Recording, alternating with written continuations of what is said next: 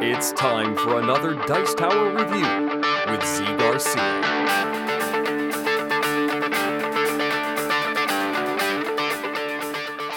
Hey everybody, today I'm taking a look at a small two-player game called Mayor General Duel of Time.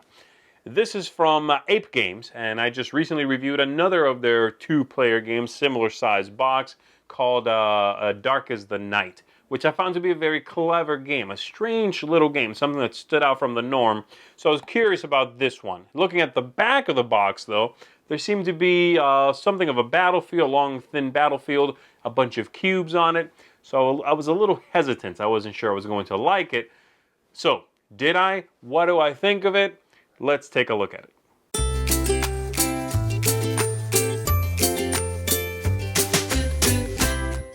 So here's what the game looks like, mostly set up, ready to begin. You have deployed here the different cubes that represent the troops for the different players. The red player sitting over here, yellow player sitting on this side. Everybody gets their own deck of cards that they'll shuffle and draw 3 cards from. And then you'll also be picking a scenario that changes some of the basic rules in which the game is played and might give you some of these bounty cubes that also will be victory points at the end of the game. So for now, I'll just be using this invasion card. So we'll put that somewhere on the board to remind us. But you could even play without these, really. But again, you can pick one and play with that for the entirety of the game. So in the game, what you're attempting to do is have your troops end up in places that are beneficial to you, that will give you a lot of victory points, which is very simply as far away from your own starting base as possible. Control that area by having more troops there than your opponent, and then score that many victory points. So for example, this space here, at the end of the game, to me, that'll be worth 4 victory points. To the red player, my opponent, it would be worth 2 victory points if they control it. And that's pretty much it. The way in which you play goes like this. Let me give my opponent their 3 cards, and we are ready to begin. I am going to look at my 3 cards, and I am going to play one next to the battlefield, lining it up with the spaces on the battlefield like that. And I am going to do this, like so. And as you can tell, the cards they have 2 sides, but they're both always facing the other way. And so I can flip these over when I play them on the battlefield. And then after I've deployed a card, starting from my base, working my way across the battlefield, I am going to activate whatever the action is that is next to that space. If the action is facing my opponent, they'll get to do whatever that action is. And so, once I get to here, the action is push. Push means I can move as many as I want to into the upcoming space. And so I'll move both of these, and I push an equal number of units back. So I've pushed in with 2, pushed 2 of theirs away, back away from me 1 space. And then they get to deploy, which means they take 1 unit from off the board and deploy it into that space. That's it. I would then draw a card, and it is my opponent's turn. And they'll do the same thing. They, however, and from here on out, whenever you play a card, you can cover up some of the parts that are already showing. So they could do something like this. And again, starting from their edge, they'll work their way across. And so, for example, this is probably not a good play. Let's do, how about that one, okay? So they get to deploy there. Then over here they get to rally, which means they could take one from anywhere and bring it to that space. And then I get to sabotage, which is not really good for me because there's no one there to kill. Everybody has a little handy-dandy sheet, which is going to explain what you get to do. But the main thing is that if you can do something, you must do it, which is bad news for me because since I have to sabotage, I have to kill a unit with one of my own. Well, I have to kill one of my own units in this case because there's no one else there. Not ideal, but that's the way it works. And then my opponent will draw their card, and we go back and forth until we've played out the deck.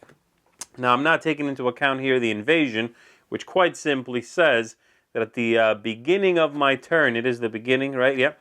At the beginning of each player's turn, they check the 2 spots that are farthest away from them, and if you are controlling that spot, If I'm controlling the next to last, I get one of these bounty cubes. If I'm controlling the very last, I get the very farthest. I get 2 bounty cubes, and at the end of the game, each of those is 1 victory point. A pretty simple card, but there's a few others with a Trojan horse here and a mercenary that puts a cube on the board, and it behaves as a mercenary for either player. And there's a few different things like that. And that's pretty much it. You continue doing this, going back and forth, deploying new cards, covering up old cards until the game is completely over. Score the different areas for whoever would control them, give them those points. Score these, and whoever has the most points is going to be the winner of the game. All right, so there you have it. Let's take a look at our target audience system here, starting with thematic ties. It's got a cool theme. I enjoyed it. I think the cubes are rather boring looking on the board, but you very quickly can sort of get into the vibe that they are your little military units, and that you are pushing the other guy around, taking out their units, things like that. So I enjoy the theme. It's well done.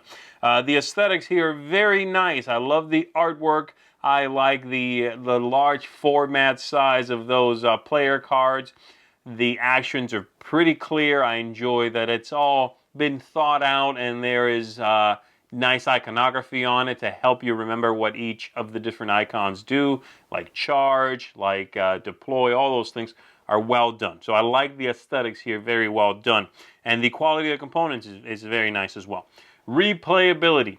The game is got a good amount going on. I think there's quite a decent bit to explore here for really how little is in the box. I had a few games where it seemed like if you were not pacing yourself, you would rush across the battlefield too early and allow all of the smaller scoring places for you to just more slowly be filled by your opponent. So there is an interesting cadence here to be explored.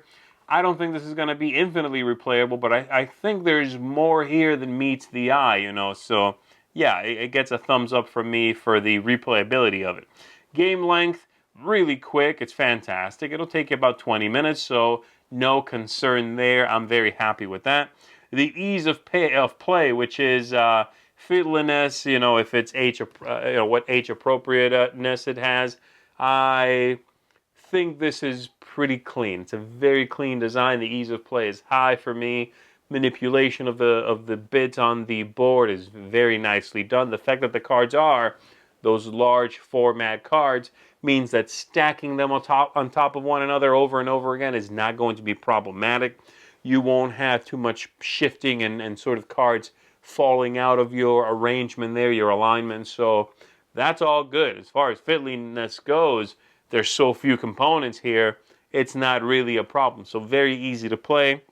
And then finally, tactics and strategy, and of course luck.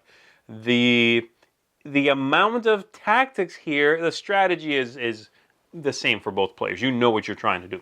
But the amount of tactics is interesting. It's a little higher than I expected, because for every action you give yourself, you give your opponent one. But if you're clever, you can actually hurt them with the thing you're giving them because of the way that the actions are forced upon you. You have to kill someone. You have to deploy. You have to recruit, which means you might have to move a cube from a place you don't want to evacuate to this new place. And that's clever. The tactics here are solid. I like you do something for you and your opponent with every card played. So this is a clever one. So yeah, there you have it.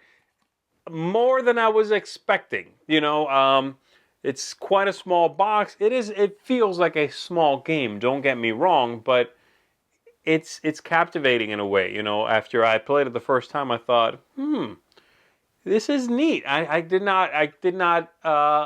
hadn't explored everything yet at that point, you know. And the more I've played, the more it's revealed itself to me a little bit. You know, the more you can try to be tricky, the more you have to realize where you should make a big push and where you shouldn't. And then, of course, you throw in those scenario cards on top of it, and they're going to mix things up a little bit as well. So yeah, I like this one. It's an interesting little game.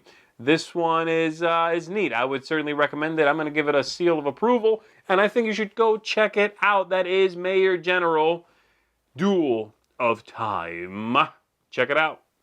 Thanks so much for watching the Dice Tower videos. Find more great videos and reviews, as well as our top-rated audio podcast at Dicetower.com. You can also find other great shows at Dicetowernetwork.com. I'm Eric Summerer, and you've been watching The Dice Tower.